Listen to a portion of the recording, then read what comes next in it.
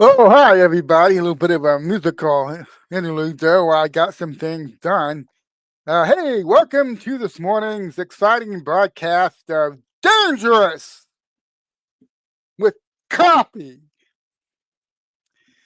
with Brian Cage. This is the Wednesday, August 20, 2025 edition.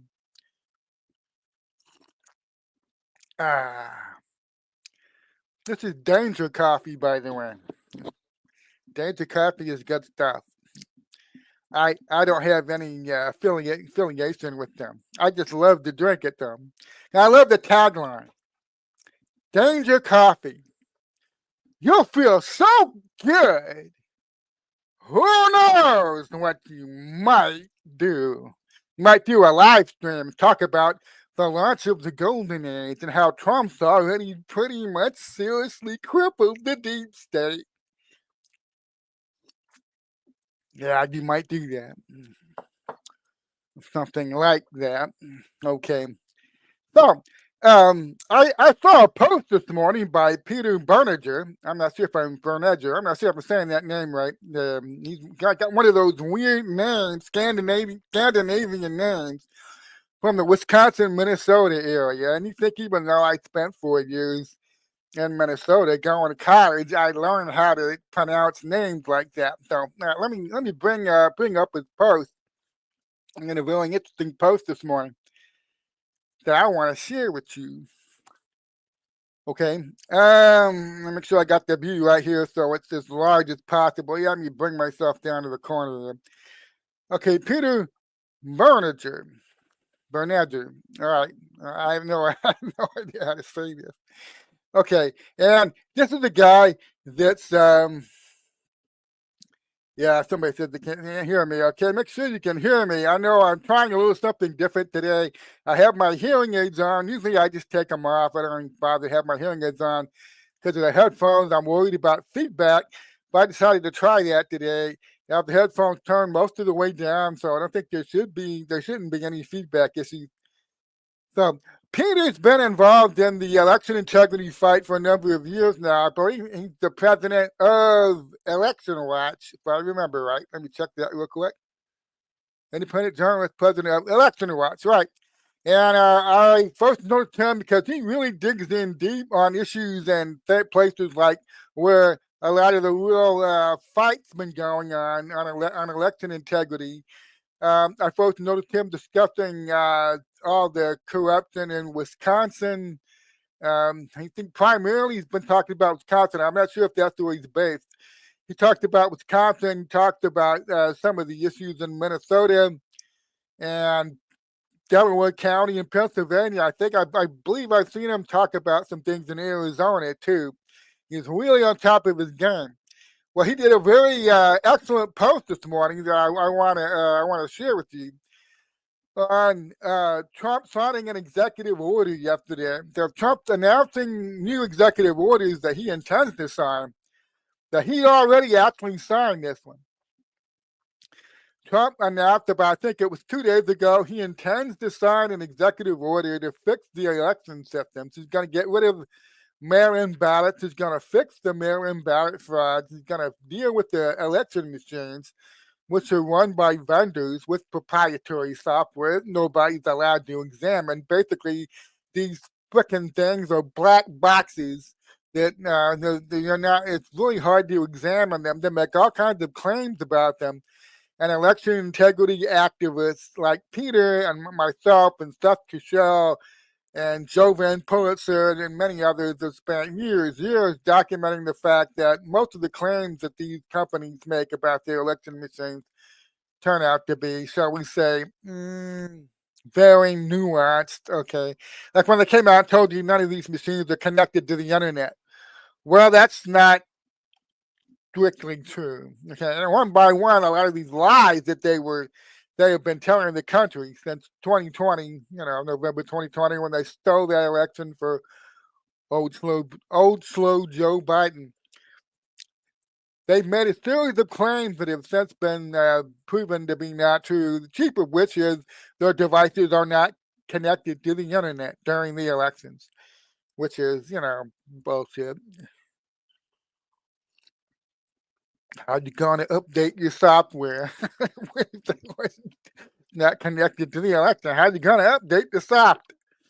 Okay, well, that's one of the executive orders that Trump has announced he's going to sign an executive order to deal with that.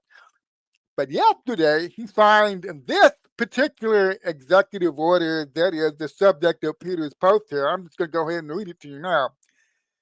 Breaking: President Trump signs executive order requiring an audit of every NGO receiving federal funding.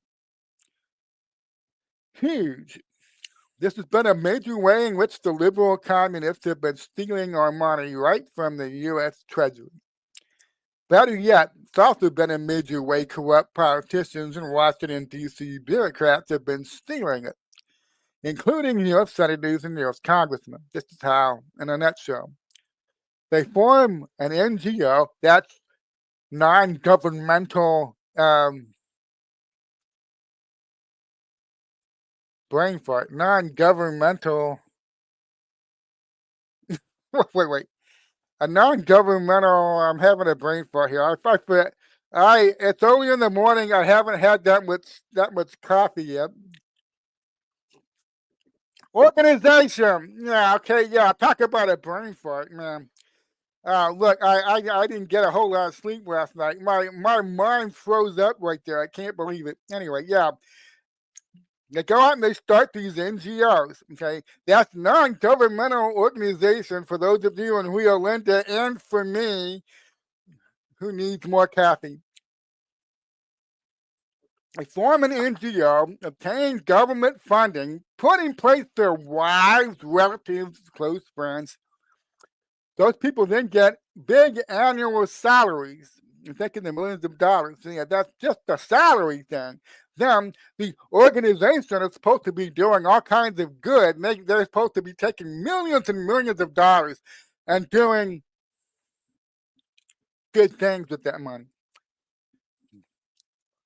And they get payout to subcontractors, which in some way they're tied to. This is one of the oldest tricks in the book. There's a guy that, he's affiliated with a popular election integrity organization who has a history, when you go back and dig into what he was doing all the way back in Texas, when he was involved in the state government there, when he just goes out and creates an LLC and he hides his affiliation with it, and then he starts sending government contracts to that LLC, that NGO. It's not an NGO, but it's his private company, and he starts awarding his private company contracts. And then, of course, he's getting money under the table. It's getting his regular government salary. And then he's also sending this money to these various LLCs that he started, who are run by his friend, family members. And and he hides the fact that he's affiliated with them, so nobody will spot the conflict of interest. So yeah, this is an age-old game. There are a lot of people that are doing it. Okay, but it was being done on a scale in Washington, D.C., the scale of this thing, when Elon Musk and the Doge team started rolling out some of the numbers, the sheer scale of it was mind-boggling. Okay, so bonus, NGOs have also been funding liberal communist campaigns and Antifa, and you don't hear much from them any longer, do we?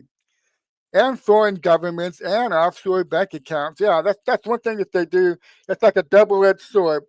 One is the NGOs who are they're disguised as charities or educational things. They help migrants and they do stuff in the education space. They do stuff in the media space, and so the government's helping them. They're doing things for the government because the government sends them these hundreds and hundreds of millions and millions of dollars each of these NGOs every year. It adds up to hundreds of billions of dollars to thousands of these NGOs.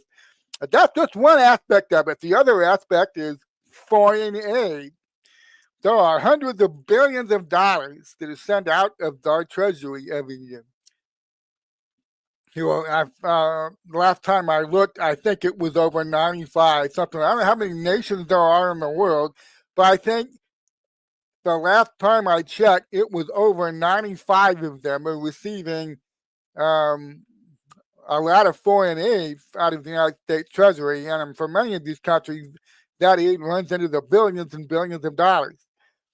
So it's there's two different wings of this thing. One of the wings of the looting is the NGO wing, and the other wing of the looting is the foreign aid wing, and that's the one that's most tied to the defense industry, the foreign policy establishment, the military, the military space.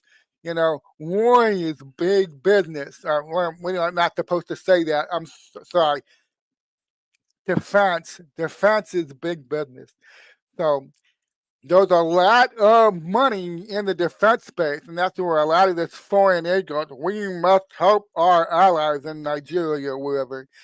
So we're sending them, $800 million this year, and that's they've been doing this kind of stuff for a long time now. Okay. So this one executive order is going to shut down tons of liberals and liberal organizations because they are not doing true nonprofit type work. They're either stealing the money or they're using it for partisan political purposes to harm our country. And that last sentence is one that I really want to go into that one. Oh, very, very perceptive column, very perceptive post there by Peter. It provoked a lot of thought, and I did two posts myself based on this. And I wanted to do this live stream because I want people to understand what Trump has done. Trump has seriously damaged the deep state already. A lot of people think that the deep state, they're kind of on the back foot, but they're fine. They're going to be fine. Trump will be gone soon. The deep state just moves back in once Trump is gone. And I don't think people quite grasp what a serious and fatal blow Trump has already struck to these people. So I wanted to did a series of posts last night to draw out the fact that there's no coming back from this now. There's really no way these people can come back from this. And I don't think a lot of people really grasp that. They don't understand it. So let's just go into the post I made last night. And then, like this time, I do not think it is unrelated that 2 days ago Trump says he's going to stop the rigging of our elections with mail-in ballots. He's going to sign an executive order on mail-in ballot fraud and the election machines. And then 2 days later, he signs this executive order. How every NGO out there, especially those that are in the election space now, they assist, all these counties, the key counties out there, key counties and states, they assist, are called upon to help run the elections. Okay. All of these NGOs in that election space in our country, okay, rigging elections takes a lot of money. It's a lot of money. It takes a lot of personnel. And when Trump says we're going to audit every single NGO that receives federal dollars, a lot of these NGOs out there that are involved in all this election crap, they cannot withstand an audit. I gotta make two separate issues here. Everybody says, what about the money they already got? I don't care about any future money. What about the money in the past these people got? Well, there's going to be a kind of accounting for that too. That's part of the audit. If you're getting, you currently have, this is where understanding contract law is very helpful, right? If you already have a contract with the federal government to provide services, all right, Going to court to try to break the contract, either party, that's a drag. It's time consuming. Okay? The easiest way to break a contract for the federal government to get a dishonest contractor to break a contract and not end up in court. The easiest way to do that is to say, you must submit to an audit. You have to account for every penny we paid you in the past before you get any more money from us. This is what the audit is. It's not about the future money these people will be getting if the contract survives. Okay, the audit's not about that. The audit is about the money they've already got, the money they were already handed. What did you do with that money? If you're going to continue receiving any more money from us in the future, you're going to have to show us what you did with our money in the past. I guarantee you, all of these shady AF NGOs out there that have been doing all this criminal shit behind the scenes, under the cover of darkness, will say, we hereby ask for the dissolution of our contract with your government. We do not want an audit. Thank you. No audit for us. You can keep your money. We don't want any more of your money. Now, will that protect if they say, okay, we took $3 billion over the course of the existence of our NGO that say was established in 2006. This NGO was established. We have received $3.5 billion in federal money. Okay, and we don't want to tell you shit about what we did, what we actually did with that $3.5 billion. So we want out of our contract. And one of two things is going to happen here. They say, forget about giving us any more of your federal government tax dollars. We want out of our contract. But in order to break the contract, now you can do this deal, okay? And when I tell you this, a lot of people are going to scream. Okay, yeah, because it's not fair, and you're right, it's not fair. But this is the real world. You and I, we live in the real world, okay? The first chief object is to stop the theft, to stop it quickly, swiftly, stop it. If you announce that none of these NGOs are going to get another dime, you don't say, well, so drop the sides in executive order. I cut them all off. Okay, the court cases will last for years. They'll last for years. That will suck up a lot of resources to get each and every one of these contracts canceled because the government decided to just stop paying. The government just decided to stop honoring the contract, even though they didn't have any established evidence that the NGOs were doing illegal things, that they had committed fraud, that they were not doing what they claimed they were doing with the money. You are going to end up in years worth of court cases if you try it that way. Okay. So you have to be smart about this. You have to be smart how you go about maneuvering these companies into a position where they have no choice. They have no choice but to say, I'll do you a deal. Can I have a deal? If we just walk away and dissolve our contract, no years of litigation, of costly litigation, if we just walk away now, can we avoid the audit?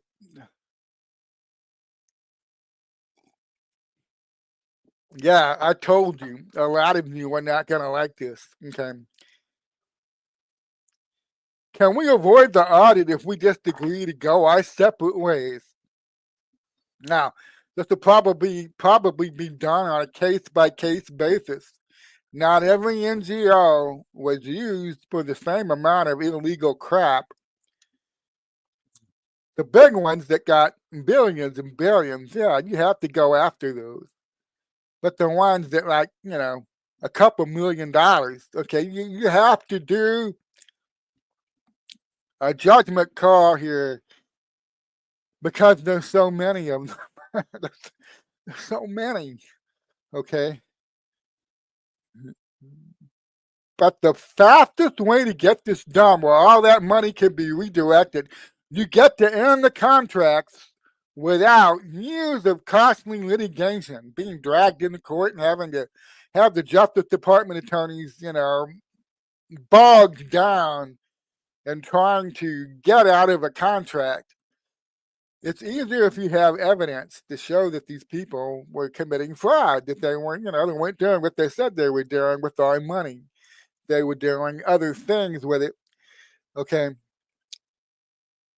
But that means thousands and thousands of individual investigations of thousands and thousands of NGOs. People, that's not feasible. It's not feasible. When you have fraud on this massive scale, the best way to do it, and yeah, I know some of you are going to scream, because it means that some of them got away with stealing a couple dozen $1 million.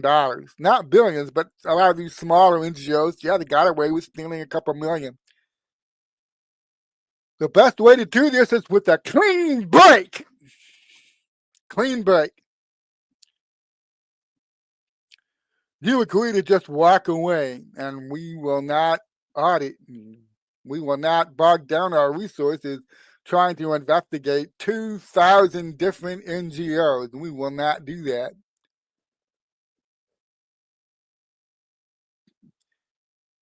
They'll probably make some determination as to how much you had to have stolen. It might be over 250 million, I don't know. But they'll set a determination. If you stole more than this, they can prove that you're NGO. They know your NGO took more than that. A certain number, 250 million, 500 million. They'll set a demarcation line, a red line. Everybody under that line, as much as you're not going to want to hear this, this will be thousands of them. They're going to be allowed to walk away if they just dissolve the contract and agree not to pursue any litigation. Contract's dead. They get no more money than they walk away avoiding the audit. That's their benefit. Trump's benefit is he doesn't have to tell Pam Bondi, we're going to need about 6,000 to 7,000 new DOJ personnel to prosecute these 2,000 or so NGOs that are all stolen U.S. taxpayers' money. We see there are people that are extremists that want to live in a perfect world, and they say every damn one of them that stole a dime, every single one of them needs to be prosecuted.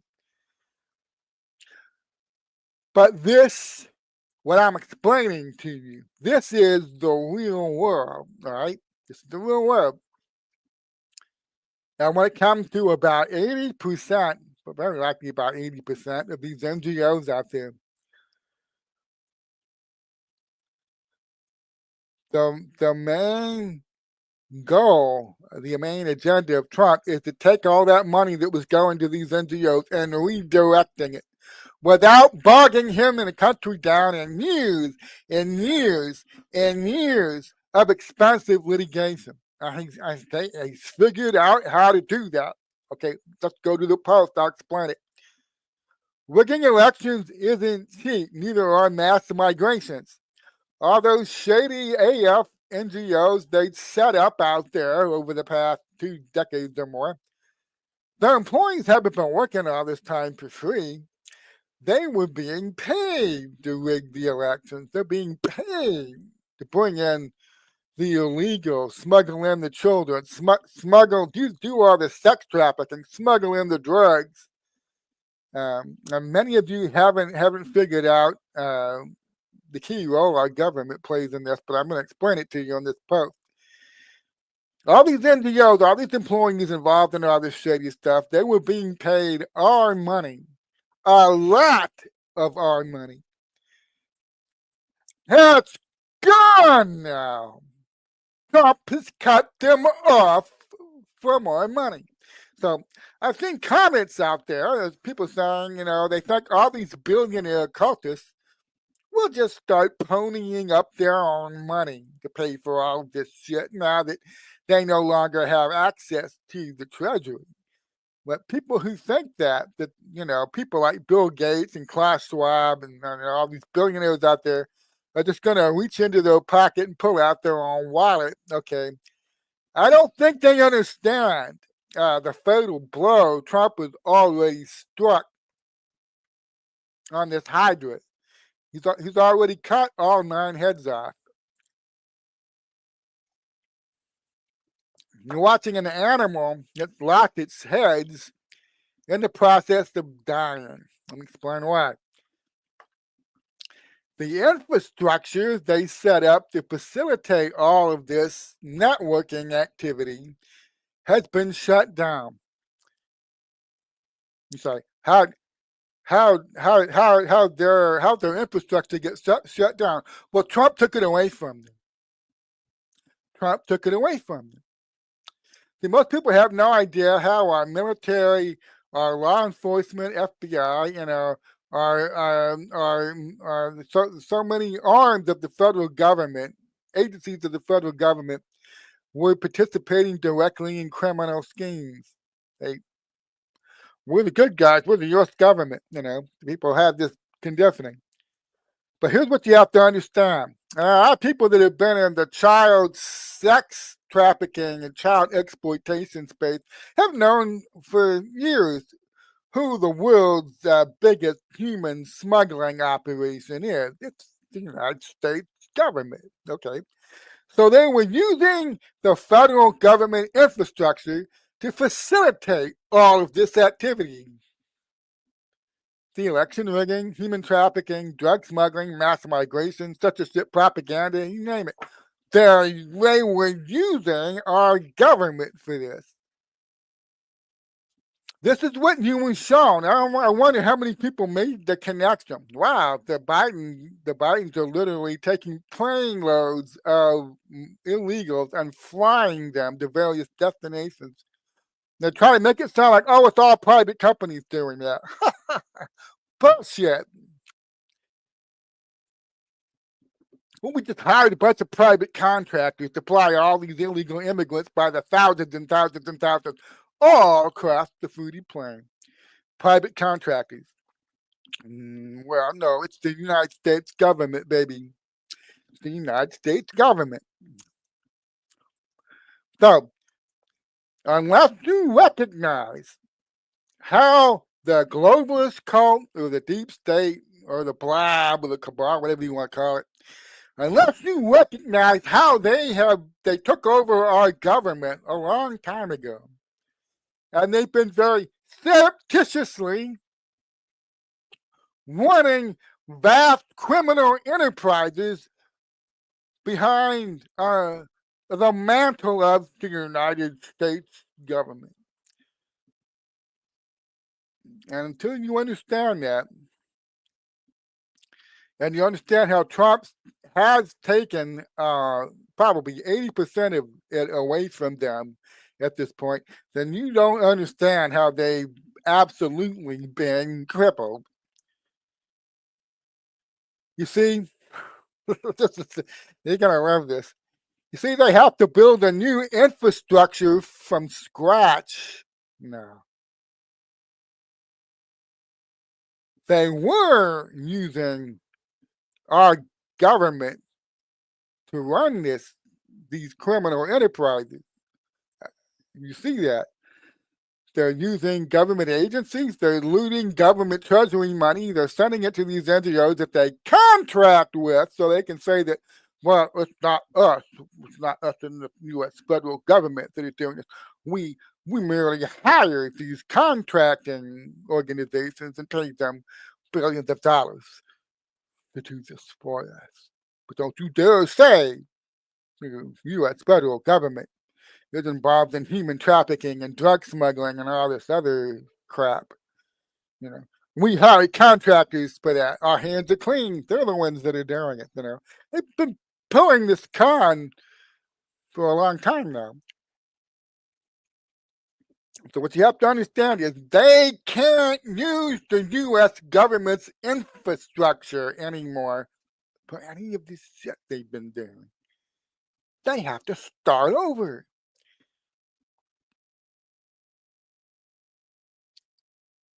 How do you start over? Now, here's the other thing. Even if they were primed to start raising up a brand new infrastructure to facilitate election rigging, mass migration, censorship, sex trafficking, organ harvesting, and all the rest of it, that's not going to be cheap. What you have to understand is there were like a Hydra in the Marvel movies, Hydra, infiltrating S.H.I.E.L.D. They spent decades infiltrating our government, turning its infrastructure to their own sick ends.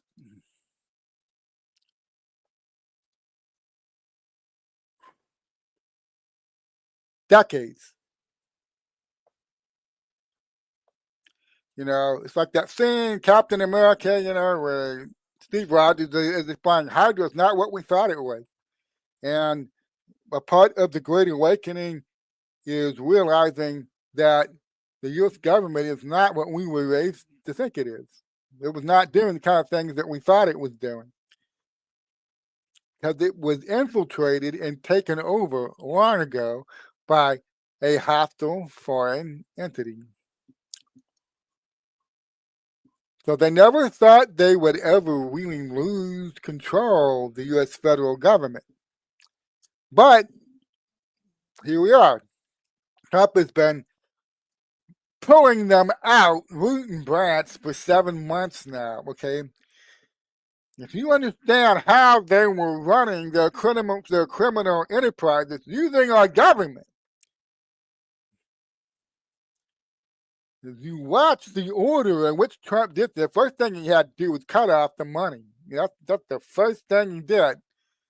Stop the looting out of the treasury. The second thing was to start the exposure operation about nobody's tracking any of this money.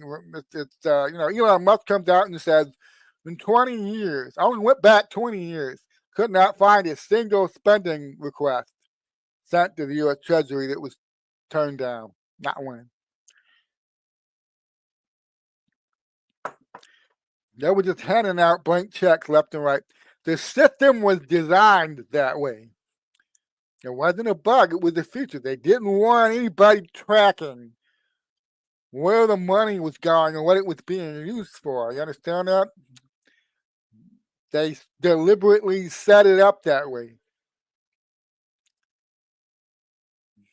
And they spent a lot of time and a lot of money getting the government, U.S. government, set up to do the kind of things they wanted it to do. They used their own tax money to set it up that way. But right now, about going on 8 months in the second Trump term, how do things stand right now? Well, the cult no longer has access to certain areas, federal forces, federal offices, military units, and more. It's all been shut down. They were cut off. And Trump could not have done this in the first term. We're watching some amazing shit go down in the last 8 months. And I think people have a good sense now that they didn't have back in 2017, 2018, 2019 about what Trump could do and survive and what he couldn't do. If he tried to do some of the things he's done this second term, tried that in the first term, he literally gets taken out early before he can get anywhere. I make this comment in the Monday live stream. If you missed the Monday live stream, I made a point to go into this, that this is very different from knowing what needs to be done and being in a position to actually do it and survive doing it. And not just do it and survive doing it, succeed at doing it. Okay, very different things. Knowing what needs to be done and having the resources to do it, having the proper people in place to do it, and knowing that you're going to survive doing it and that you have an excellent chance of success if you attempt this. Okay. A lot of people saying Trump knew what had to be done 2017. Why was he such a pussy? Why did he just wave and climb in the helicopter and leave us? Why did he do that? Like that people think, people telling me at the time, send in the tanks, send in the military, tell them, well, I'm not leaving. I won that election. I'm not leaving until I've declared the winner. They wanted Trump to do that. That would have been the end of him. I hope people can see that now. Okay.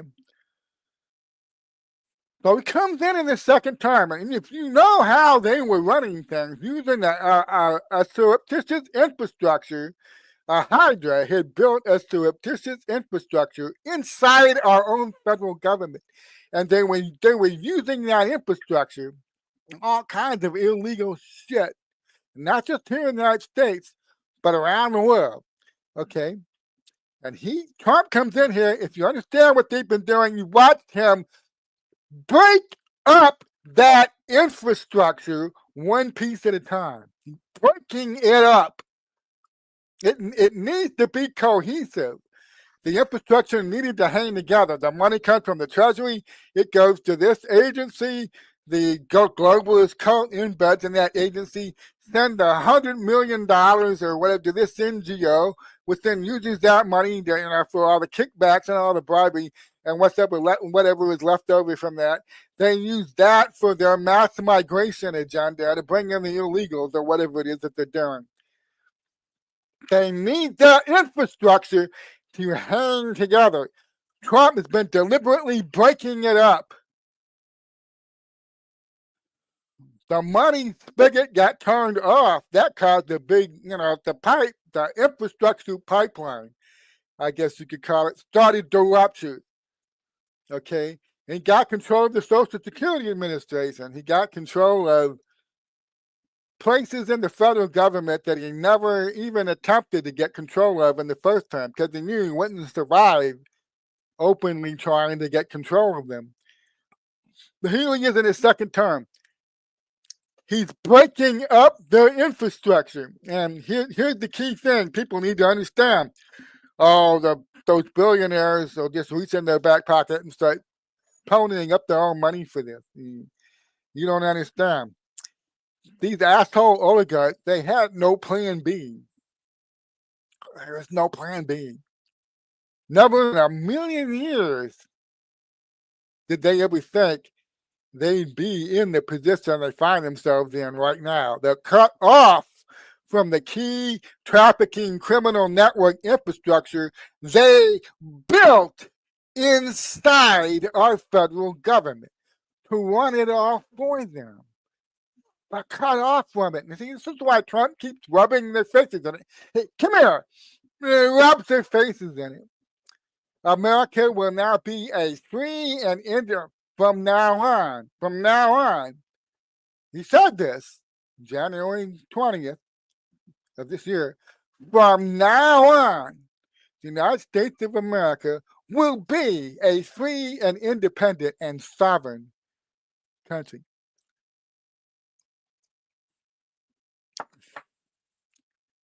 He said that.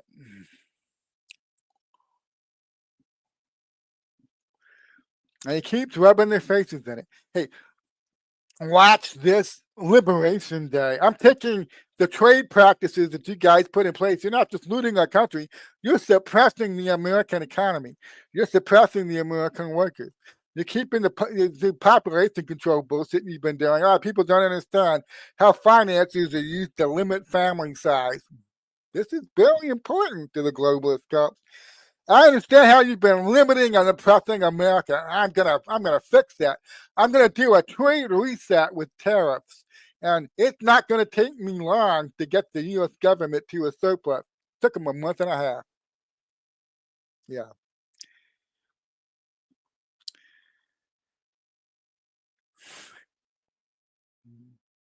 To cut them off from the infrastructure that they built. And he begins to turn that infrastructure to where it should have always been utilized.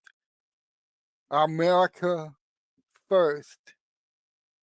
The structure these oligarchs built to loot our country and ruthlessly exploit it. Donald Trump is repurposing that infrastructure. And there's nothing they can really do about it. You know how long it would take and how much it would cost these billionaire oligarchs to start over from scratch and try to construct their own worldwide international trafficking networks now that Trump has slammed the door in their faces? Maybe 20 years.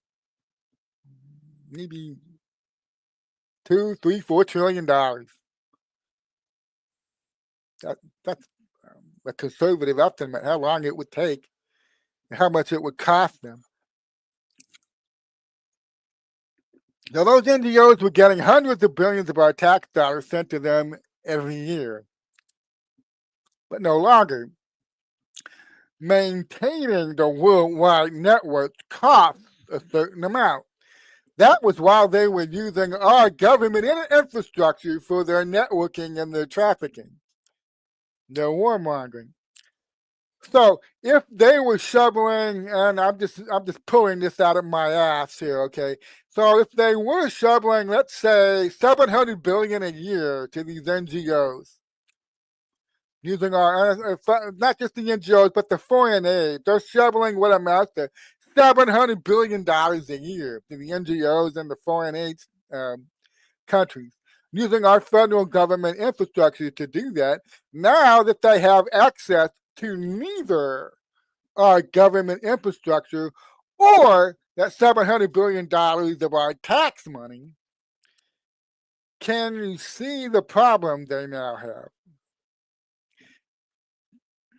This is the problem they have. Before, hey, Bob, got a new caravan at the border, Bob. 6,000 immigrants. I want to fly them around the country here. You just go ahead, Bob, contract with those various private NGOs and get them funneled to places like Ohio and Michigan. Go to work, Bob. Using our government infrastructure, using the tax money, set that up, Bob. Have those flights by next week. Have the flights up in the air, depositing these illegals all over the country. Well, that was before January 20 of this year. That's how, yeah, that's what they were doing. And you know, they couldn't really hide it. It came out. You had journalists following this group of migrants and watching them get on the planes. I mean, it all came out what they were doing. And they're putting them up in these hotels, very expensive hotels, hundreds of dollars every night for them to stay here. Yeah, we were paying for all of that. You know that, right? We were paying for it all. The NGO people that are funneling the migrants in there, they're all being paid with our money to do that.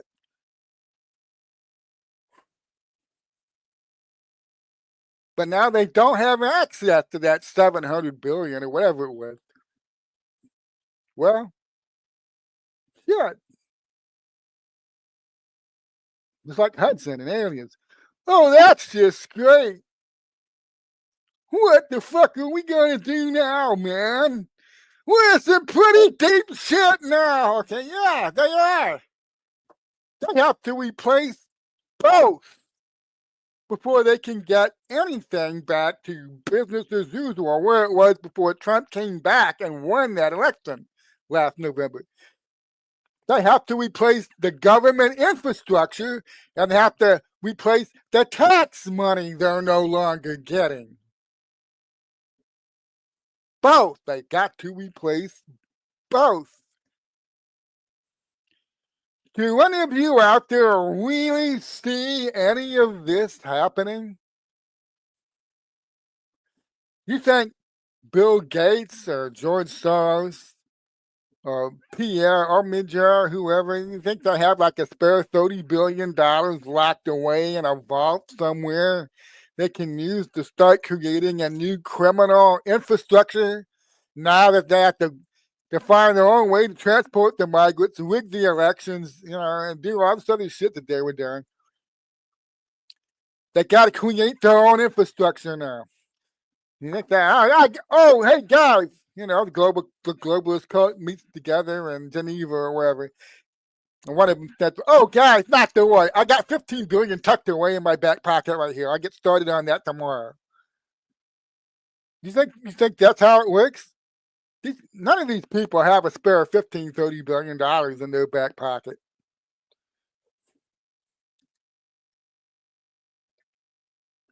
Think they have a spare $58 billion lying around somewhere they can send to keep all the NGOs and unelected front companies they've got out there up and running for the next year?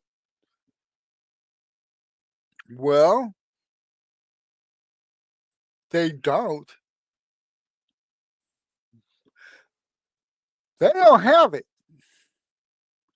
And Trump knew they wouldn't have it. That's what you got to see. Trump knows they don't have it. The moment he took all the globalist cult members, he's already got probably many of them fired and out the door. He broke up their infrastructure, cut off the money, broke up their infrastructure inside our government, okay? He knows that they cannot reconstitute that. Even if they had the money to try to create a new infrastructure, it would take them decades. It would take them decades to get that infrastructure to the point where they'd be making enough billions like they were until last year when Trump won the election. And now cut the money off and they have to replace the money and the infrastructure. And they can't do it. So now, any NGOs out there, the ones that are still up and running at this point, that want to continue to receive federal dollars, they are going to have to submit to a federal audit. And when you do that, when you submit to a federal audit, you're opening your books and you have to show the investigators exactly what you did with the federal money you already got. Now, they're not going to be exhaustive about that and cover if an NGO got created in 2005 or whatever, ask for the books and go through that, 20 years worth of records. They'll just do this for the last couple of years. They'll make it easy and quick. If they want to keep receiving the federal money, you got to submit to an audit. You don't submit to an audit and you reject it. Okay, that's grounds to break the contract right there. That's grounds to nullify the contract. What sense does it make to say, well, yeah, I made this NGO back in 2005 and we received $15 million from the U.S. government every year. And, I got a contract with you for another 5 years. But you guys want to come in here and open my books and invade my privacy and see what I actually did with that money. Oh, no, I'm not going to do that. Screw you. I'll never open my books up for you. And okay. And so at that point, the Trump White House said, great, the contract is now null and void. You don't get another penny. Now, if they decide that these people stole enough, they go over that limit when they decide it's worth it for the litigation, they'll send in the DOJ prosecutors to see the grand jury and go over the evidence to find out exactly how much this particular NGO stole and defrauded the taxpayers of. How much did they steal? And they used it for other purposes than the declared purposes. That's fraud. Okay, yes, there'll be some NGOs out there that stole at a sufficient level to trigger an investigation, and if enough evidence is accumulated, criminal prosecution. But there are thousands and thousands of these damn things. Okay. So what's coming, what's going to happen is it's going to be a clean break. Thousands of these NGOs are going to realize, right now they're telling themselves, I've got 3 years left on the contract. I got 3 years left on my contract with the federal government. But shit, man, I know I'm going to end up in prison. If I allow an audit, I let these people come in here. I let the government accountants come in here, look at my books. I'm going to prison. Not only am I not going to get any more federal money and my contract's going to be dissolved, I'm going to go to prison. Okay? So, like I said, I know a lot of people are not going to be happy about this. For all the small, when I say smaller NGOs, I mean those that only stole a couple million, right? The deal is going to be, this is so we can have the golden age and not have to spend billions and hundreds of millions of dollars litigating thousands and thousands and thousands of cases. They're going to be told, all right, you will be allowed to walk away and we're going to dissolve your contract. We can't show a cause. You just won't agree to an audit. Okay. We don't have any real evidence you misspent any money, but you won't submit to an audit, so we're dissolving the contract, and you agree you will not sue us. Okay, and that's how it's going to go. That's how it will be. Thousands of these NGOs are going to instantly have their contracts dissolved when they realize, we will not be able to withstand a federal audit. So we're going to have to contact the Treasury, the federal government, and say, we are dissolving our contract and we hold you blameless. Just let us walk away without doing an audit. And look, this is not going to be in every case, but this is probably what's going to end up happening with most of the cases.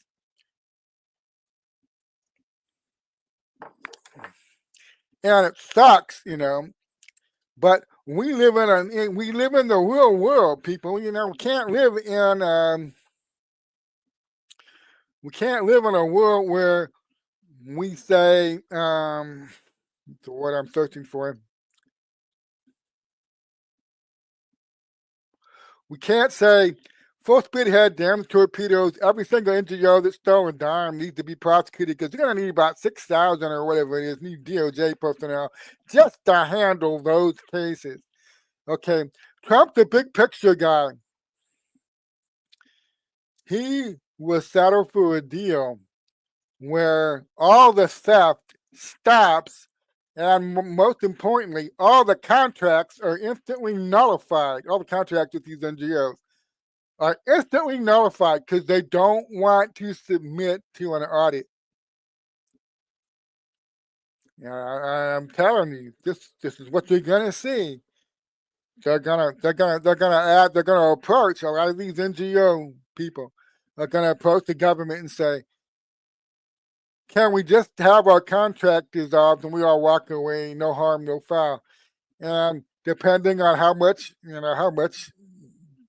they took, that's the decision that's going to be made on a case by case basis. And some people aren't going to be happy with that, but like I said, this is the real world. You and I, we live in the real world. The people say, how come Trump didn't arrest Hillary and Biden and Obama and Clinton and Brennan and Comey in 2017? Why didn't he have the balls to do that? Okay, you always have people that say that kind of stuff. They don't live in the real world with the rest of us. They live somewhere else. Okay. But this is a Trump is a pragmatist. He's pragmatic. This is the practical solution. This is how you end the theft and you avoid years and years of very expensive litigation in the courts where you have to hire a lot more DOJ attorneys to handle the cases if you decide to go that route. And you're gonna sue all thousands of them, try to get the money back and get it on the record how they stole and defrauded the taxpayers. There comes the point where it's so massive, you have to say, let's do a deal. You're not getting any more. We agree. Yeah, of course, you're not getting any more of the tax money. But we want, on our side, we want to avoid years of expensive litigation, being bogged down in the courts from trying to end the contract without showing cause. So, there are a lot of people that don't understand contract law. They're not going to understand this point. But this is important. This is how this is how Trump is going to quickly get the country where he wants it to go. That's what I go into in the second post here. Let's go to that now. Okay, this is the addendum that I wrote to the original post up there. All right. You know why it won't take all that long for the golden age of America to get kickstarted? It's because you've all grown up your entire lives in a crippled country that was being massively and ruthlessly exploited, manipulated, and most importantly, looted. For 100 years, an elite cult looted our treasury. And they increased taxes, fees, penalties upon us to maximize their profits extracted from the American people. Then they used our money for their projects. We've had crumbling infrastructure in this country for decades. Everybody sees it. It's amazing. We have all these billions and billions and billions of dollars to ship all over the world, but American bridges and streets are collapsing. And when you complained about this, the standard neocon answer from the conservative media was, well, there's a price to be paid for being the leader of the free world. Yeah. I'm not proud of the fact that I swallowed that shit for 40 years. But I did.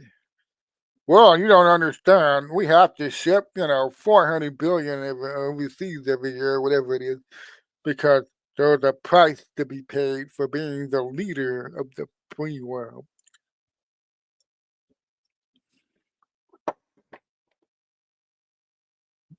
Bullshit.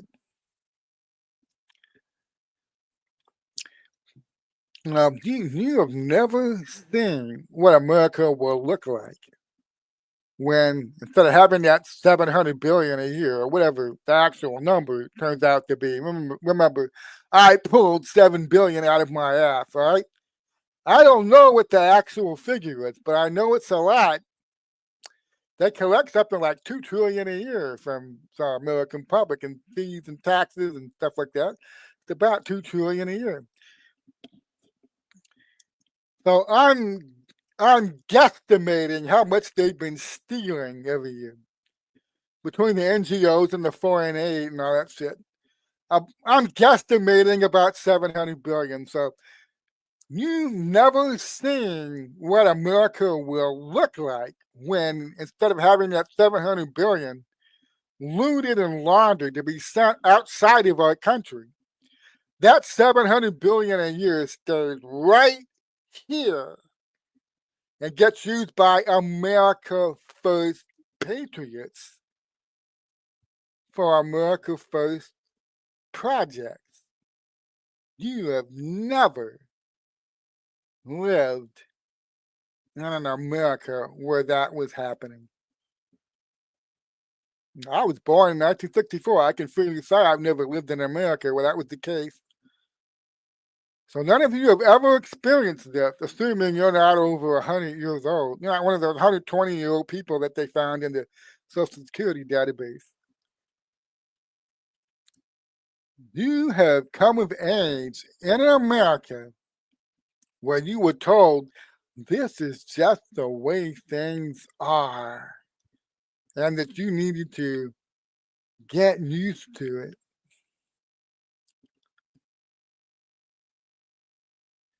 So there were hundreds of billions shoveled out the door of the Treasury, the shady AF NGOs, as well as additional hundreds of billions shipped overseas as foreign aid. Now, what that added up to over the last 100 years is very likely that's a mind-blowing statistic. Maybe I'll try to look into that, see if AI can help me come up with a number. What would our country look like right now if that 50 trillion or whatever it would end up being? What would our country look like if that 50 trillion had stayed right here over the last 100 years? That's a good question. What would America, what would the United States of America look like if the oligarchs didn't get that 50 trillion via their NGO? Those foreign countries out there didn't get it and then make their kickbacks to DC.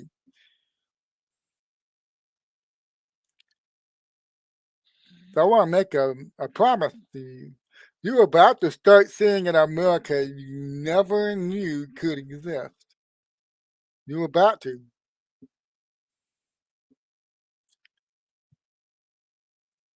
All right, we're not out of the woods yet. I hope I don't want to sound too rosy like this is already over.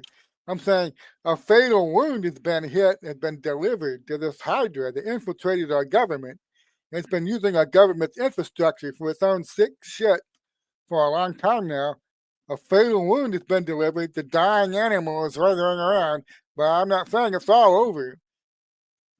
I'm saying it's hard to see how they reconstitute their infrastructure and get access to that money back. The money from our treasury, the yearly money from our treasury. It's hard to see how they're going to how they would pull that off.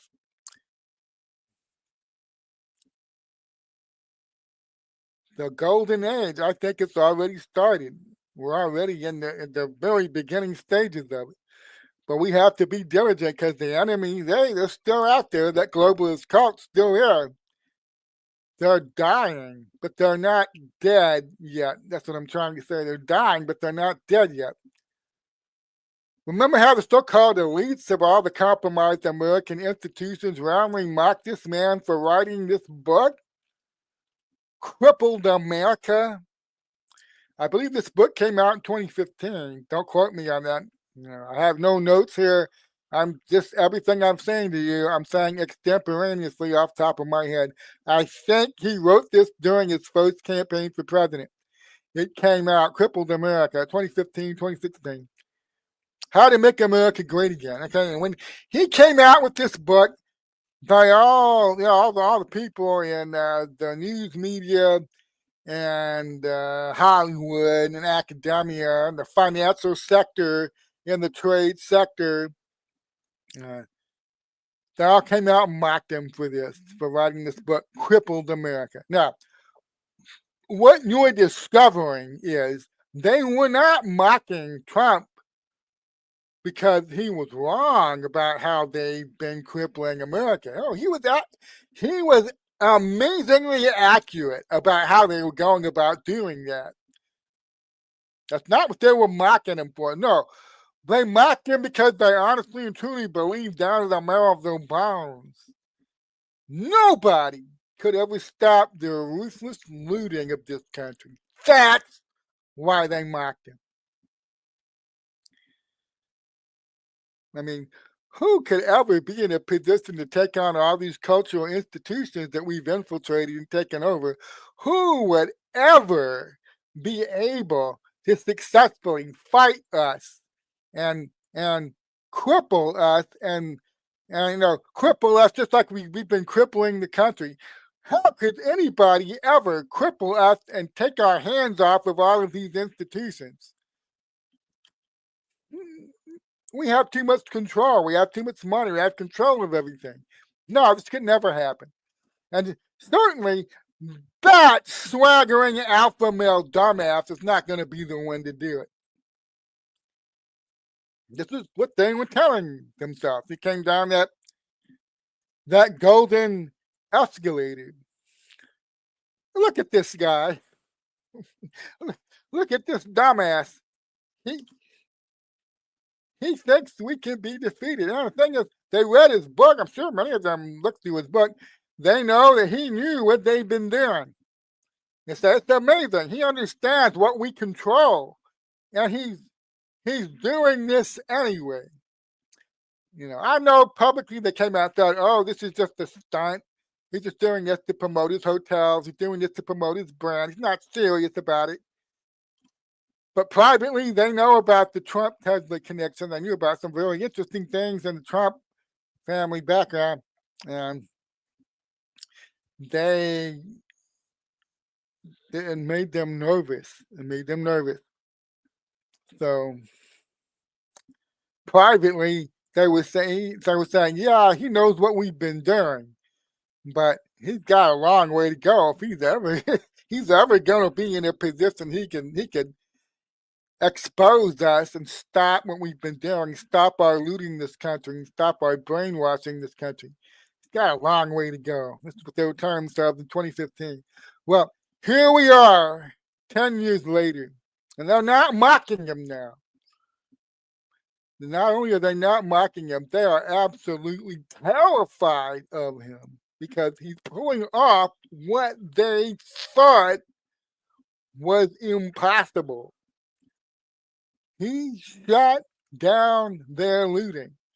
Their networks are dying without that regular monthly infusions of our cash. Their NGOs, some of which turned out to be the mainstream media, propaganda, and news outlets, Politico, all these other supposedly independent news networks. They're all on the government tit, sucking on the government tit, getting millions and millions of dollars in federal grants. And Trump shut all that down.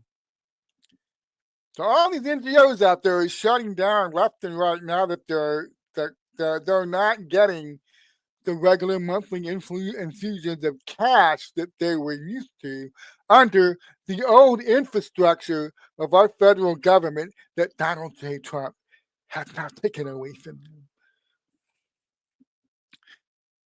So the oppression, the suppression, the manipulation, the brainwashing, the casting of illusions, all designed to keep the population complacent, docile, dozing, and compliant. It's suddenly gone. And even more people are waking up. Even more people wake up every day. And you awake was always their greatest fear. And the greatest fear grows every day Trump is in that White House. Every day he continues to expose just how ruthlessly they were using and abusing us and our country. And the Great Awakening is a very beautiful thing. And you can quote me on that. So that's it for that column, that post. Basically I write long column posts now. So let's go back to the main here. I'm trying to remember how I do that. Okay, there we go. Okay. So I want people to understand they're already crippled. They're crippled to a great degree. They've lost access to that infrastructure. They don't have it anymore.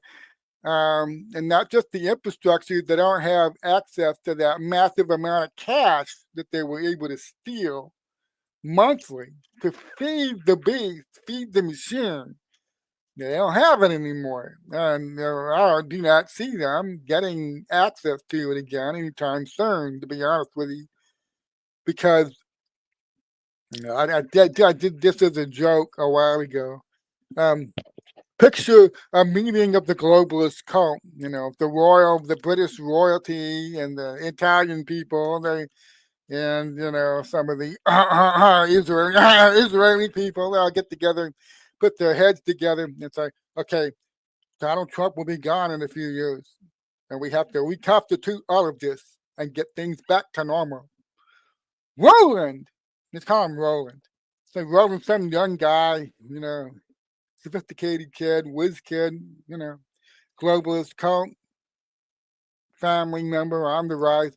Roland, front and center.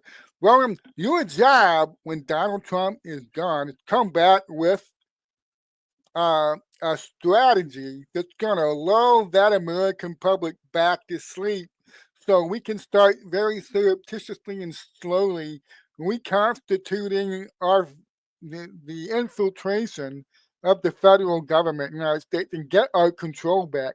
Your job, Roland, is to lull the American public back to sleep.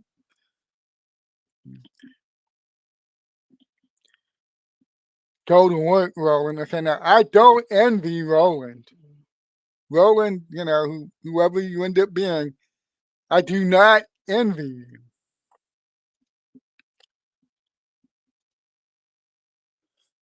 Yeah, okay.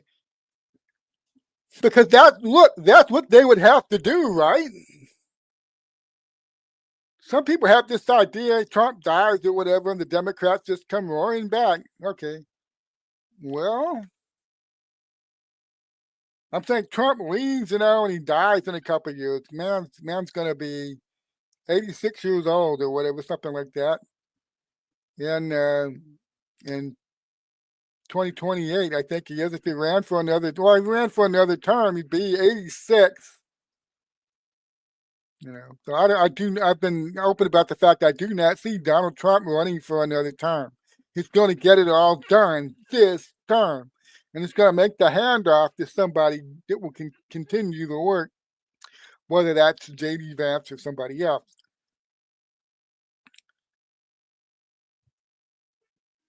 But the public is awake now. The public is in a place. The public is seeing things. It's awakened up to some things, and the people that were fighting, the hostile foreign entity that had control of our country. It's not like Trump leaves office in another 3 years, and then he rides off into the sunset with his beautiful wife to enjoy his golden years, and then he dies at 92 or 94 or whatever. And then the Democrats come roaring back. Yay, he's gone. And let's whip out the playbook and repeat the same old playbook again. It should work. American people are dumb. Okay. And then you're told this constantly, the American people are stupid. That's another thing why I have to block a lot of accounts on here. No, the American people are not stupid. They were programmed for decades. They were brainwashed for decades. They're waking up, and a lot of them are woken up. And the first thing that they're going to have to do, the first magic trick they're going to have to pull off after Trump is gone, is they've got to take the vast majority of the American public, which is about to experience freedom and prosperity and humanity on a level they have never experienced it before. They have to find a way to lull all these people back to sleep so they can take control of our country again. And that is a tall order, my friend. I don't think they can do it. I have no plans to go back to sleep. Nobody I know said, there might be some weirdo every now and then that's like Cypher. I want to go back in the Matrix. I want to be somebody important, like an actor. I have that weirdo every now and then. Okay, but most people, they wake up and they find out what's been done to our country, what was done to their parents, what's been done to their children. Okay, and all of a sudden the golden age starts. I mean, I'm not kidding. It will only take a year or two now. It will only take a year or two where that 700 billion isn't being stolen every year. It's only going to take a year or two for you to see what this country can do when those resources stay here in the hands of people who do not have an America Last agenda. It's not going to take you very long to see what can be. I want you to catch that vision. I want you to catch it. It's coming. We've grown up our whole lives being exploited, ruthlessly manipulated, our treasury looted, our cities and our roads crumbling, and you're being told, well, we just have to ship this $400 billion overseas every year because that's the cost, that's the burden of being the first superpower of the West. And we were programmed with this crap for decades.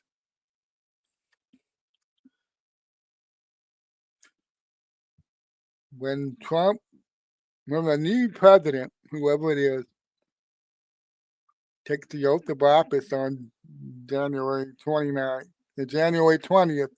2029. Excuse me, when that new president takes the oath of office,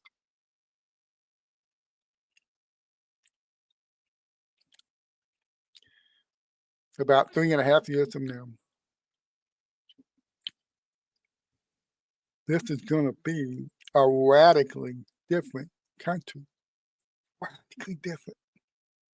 Because that will be 3 years where that $700 billion. I left something out. I'm sorry. I apologize. I left out something. The economic growth that's coming. Yeah, they were stealing $700 billion, and we can get to keep that $700 billion now. But the economy is about to grow like, pardon my French, a mofo. The economy is about to take off like a jet, like a rocket headed for the stratosphere.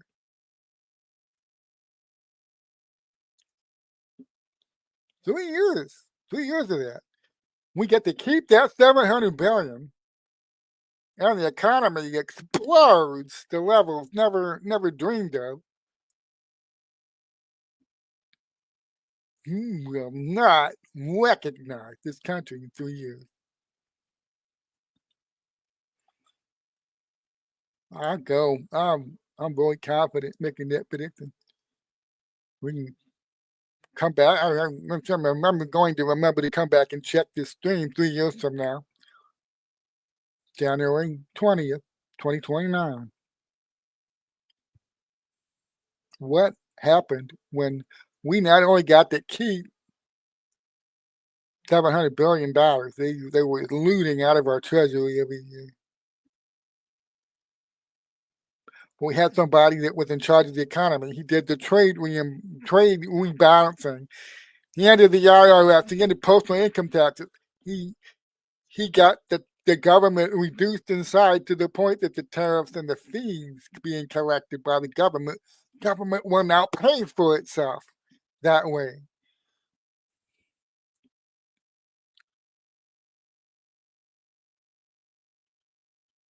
There's an ancient Chinese curse, it says, may you live in interesting times.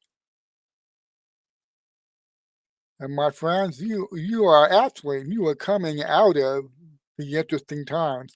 You are leaving the interesting times behind, and you are about to enter a literal golden age where all the shackles that have been put on our feet are being unlocked. All the yoke that's been put on the American people's shoulders is being taken away. I mean, I tried to express this idea. We grew up not understanding what they were doing to us, how they were keeping us down, how they were limiting us and limiting our country. We grew up not understanding any of this. We're only being shown now.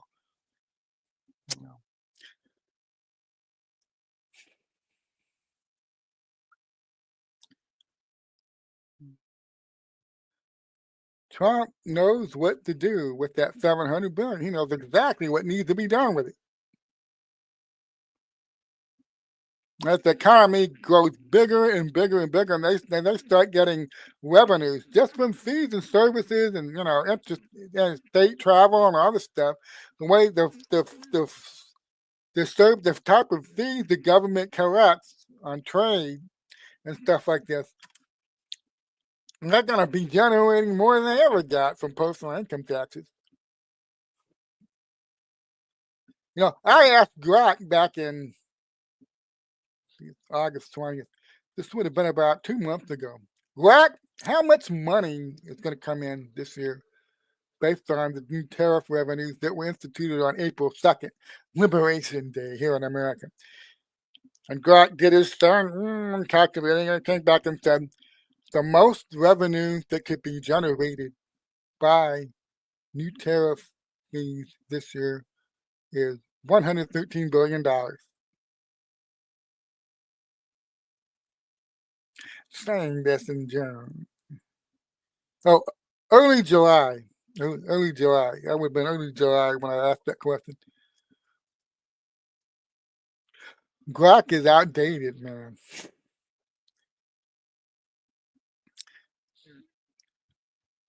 And I asked Grok, would the tariff fees be able to generate over $700 billion by the end of the year? Because that's the number that Scott Bessent and Donald Trump was sharing with the media. And Grok poo-pooed, oh, that's impossible. No, that could never happen. No, it won't be anywhere near 700 billion. It might top as much as 120 billion, but no, there's no way. There's no way. People are being conditioned to think AI is an authority or something like that. Well, it's not. AI is GIGO, garbage in, garbage out. You feed AI garbage information on how much money is being generated by something that just kick-started up a month ago. And most of the websites and articles it's going to look at are written from a biased perspective. You're just going to get a garbage answer back. AI is no authority. So I made a note to myself, check in December 31st,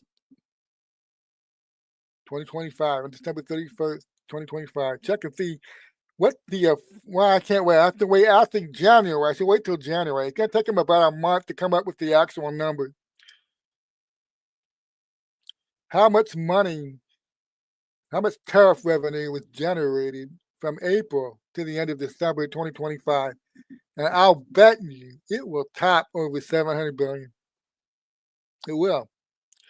The economy is already growing. I mean, Trump already caused these people that were saying, "Oh, this trade rebalance is insane. He's just going to start a trade war. He's going to collapse the American economy with a trade war. He's going to cause all of our trading partners to walk away. He's going to irretrievably harm the markets doing this dumbass shit."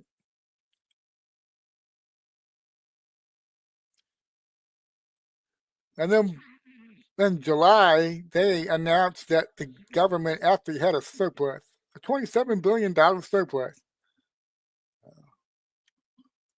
None of these financial experts saw that coming, did they? No. So now, about a month and a half ago, Lutnick and Trump are all talking about $700 billion in projected revenue just from the tariffs by the end of this year.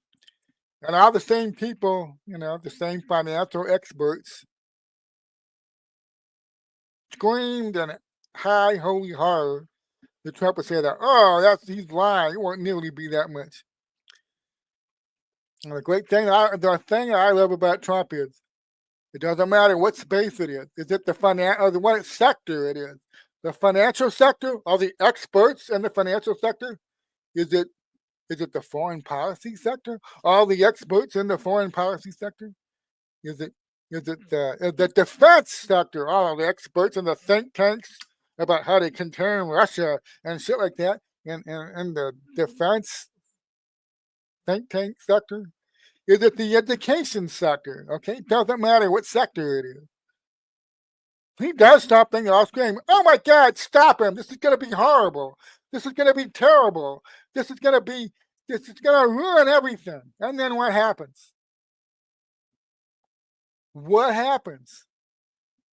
Things get better. And when people start going, wait a minute.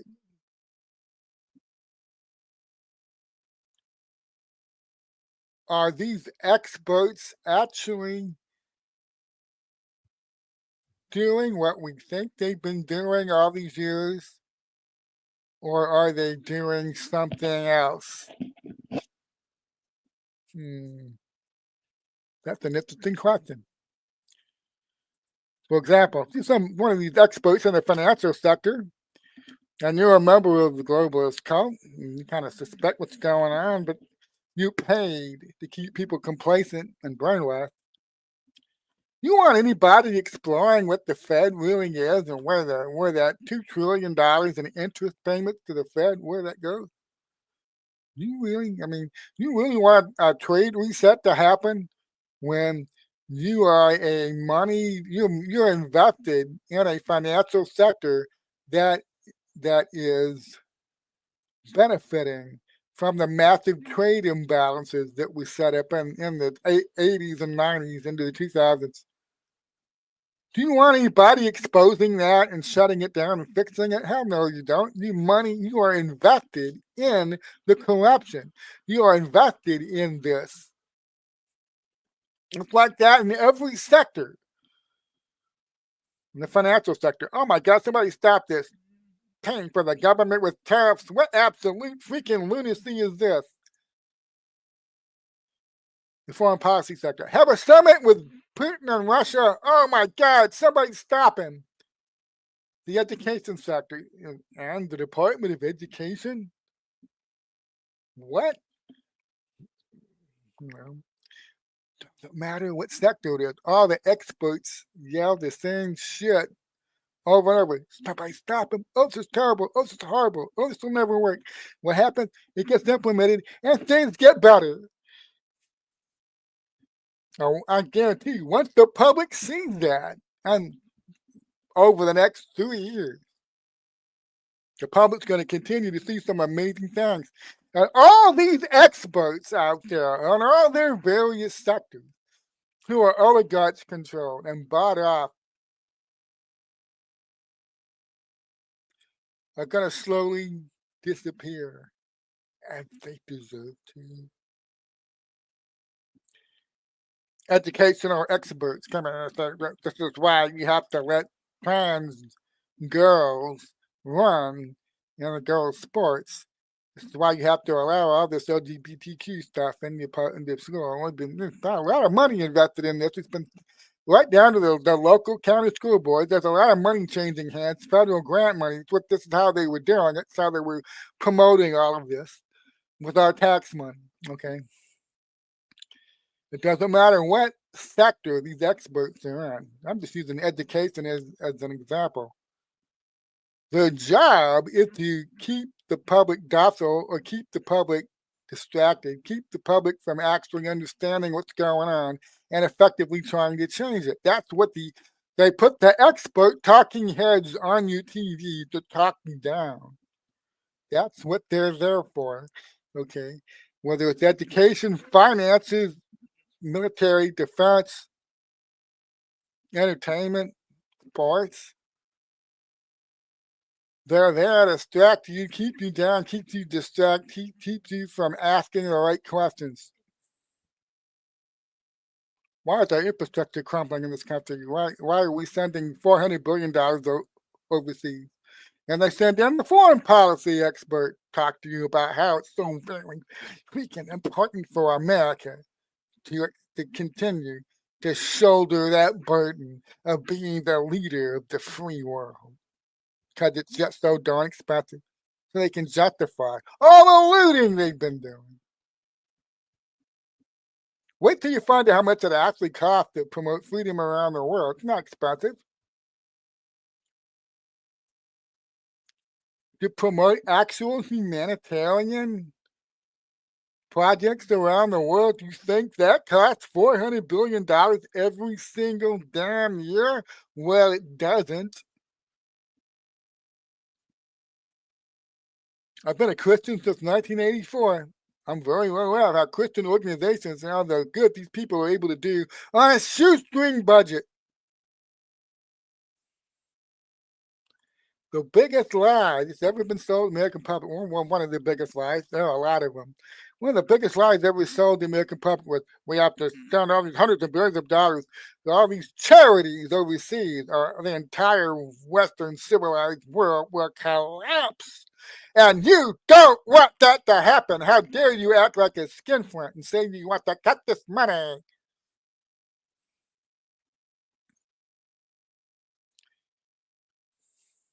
It doesn't cost billions and billions of dollars in charity every year to keep the Western world from collapsing. I hope you all understand that. They send out the expert class. Yes, that's where I was going. Send out the expert class to bullshit you. And as Trump gets things done, he begins radically changing things that have just ticked on and changed for decades, if not over 100 years. The more he radically changes things, the more the expert class is over there on your TV whining like banshees. Because they know if once he demonstrates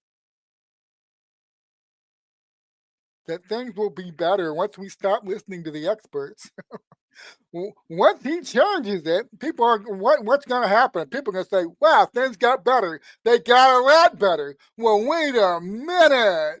What are these experts on my TV telling me that? Well, yeah, they were. They were. What are they going to do now? Well, I don't know. We'll find out. But they can't repeat the same stupid lies to you anymore. Oh, tariffs will never work. We'll never generate a surplus with tariffs.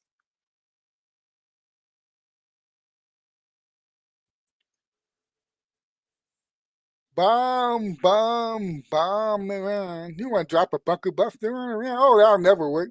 No, we need to do this the conventional way. We need to go in there with a ground force. Send down a modern day Schwarzkopf with an armored division and seize that country and hold it. And the more these experts talk, whatever sector they're in, the more the American people wake up and realize, wow, these people are full of shit. Trump did the exact opposite of what they said needed to be done. And look how much better everything is now. You can't hide that. They're not going to be able to hide it. But even back in 2017, people would say it doesn't matter how much good Trump does. The fake news will never show it. The fake news will just keep them all brainwashed. And I say, well, more people wake up every day. It's going to get harder and harder and harder and harder still for them to hide this the more Trump gets done. And now here we are in the second term. Can you imagine being one of these people in the brainwashing media, the Mockingbird, the Smith Mundt media? Can you imagine being one of those people? You had a pretty easy job 7, 8 years ago. How about now? Imagine you look at one of these massive news media channels, or news channels, like Fox or CBS or ABC, NBC, and you're making a 6 figures every year.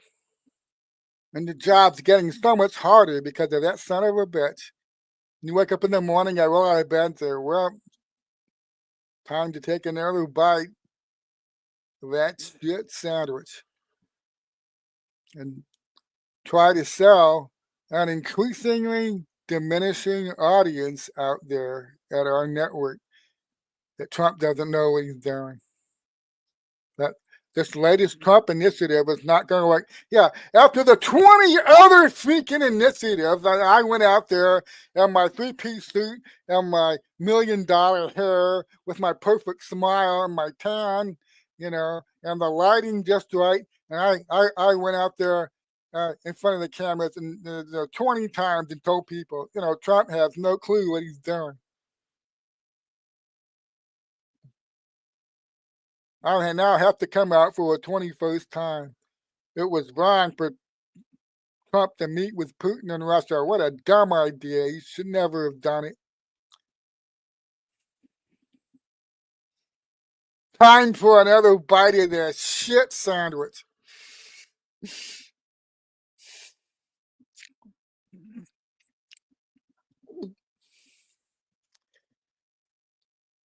Shit sandwiches don't taste very good. I hope you know that.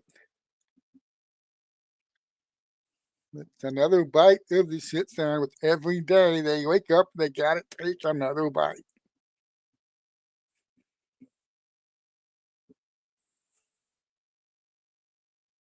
But that's their job. That's why they make the six figures.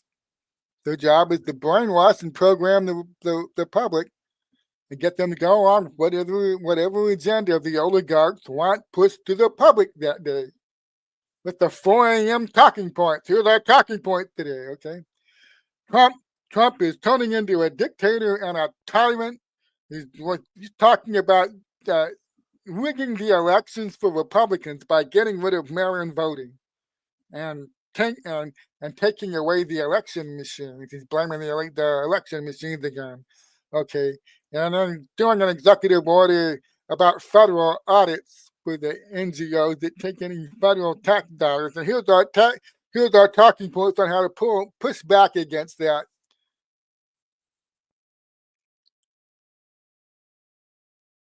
And every day you gotta wake up, roll out of bed, and go to a job where the audience gets smaller and smaller and smaller. And you're forced to repeat the same bullshit shit sandwich playbook every day. Here's the latest thing Trump is doing that is a disaster and isn't going to work. And my God, when do the adults come back into the room? You gotta keep doing it. And we're only 8 months on. I guarantee you these people are gonna be exhausted by just the end of this year when they have 3 more years to go. Just by December, they're gonna be exhausted. How many more wins will Trump have by December, do you think? How many more impossible things are going to happen?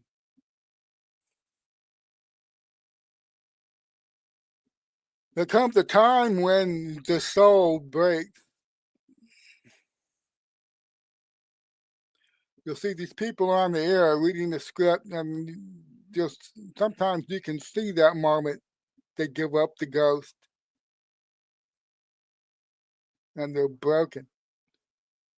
You can't take it anymore.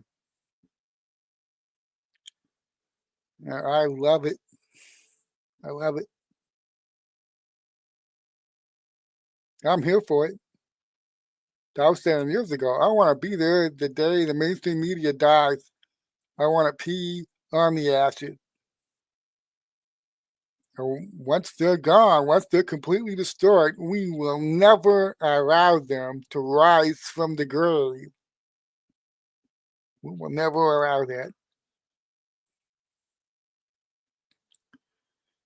So this is the fatal blow Trump has struck. They have to find a way to reconstitute all this. But remember, they only managed to build it in the first place over the last 100 years because most of the public was asleep. And most of the public was lulled and programmed to go along with what they were doing. That's the only reason they were able to get into the position they were in. Once you got to dwell on this thought. Once people have a taste of what life can be like, and believe me, they're going to be getting a taste of that in the next 3 years. when they taste real freedom, when they taste real prosperity, when they see what this country could have been all along, that globalist cult out there will never get things back to where they were. It will be impossible for them to do that. So I want people to understand, Trump already struck the fatal blow. The Hydra is dying. You are watching it die. It's not fully dead yet, but we'll get there. So thank you all for watching. Okay, for making me a part of you Wednesday afternoon. All 1,700 of you watching live on Rumble and X and elsewhere. That's 144 minutes I've been babbling this morning. So thank you for making me a part of the day. I'll be back on Friday. I start at 10 a.m. Sometimes I go to noon. Sometimes I don't. So I'm going to end it there. That's the best place to end it. To very inspirational point, and it's a true point. You have never seen the America that's about to start manifesting itself. It was not allowed to manifest itself. You're about to begin seeing this over the next year. And God bless Donald Trump. God bless all the patriots that have been working so hard to get us into this position where we now stand. God bless them all. I'll see you all on Friday.